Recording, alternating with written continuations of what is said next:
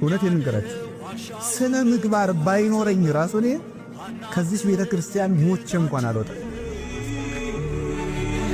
ምንም ነገር ከዚህ ቤተ ክርስቲያን ሊያወጣኝ ይችላል። እንደዚህ ያለች ቤተ ክርስቲያን ነውር የሌለባት አትገኝም፣ የለችም። እሷም አንድ ናት። እውነት ነው።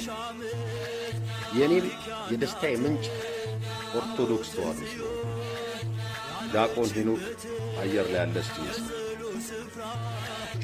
ኦርቶዶክስ ተዋሕዶ ቤተክርስቲያን ግርማው የሚያስፈራ በሚጠሏት አይሁድ ውስጥ እንኳን ያላት ምስል በጣም እንኳን በምንወዳት ቀርቶ በጣም ታስፈራ።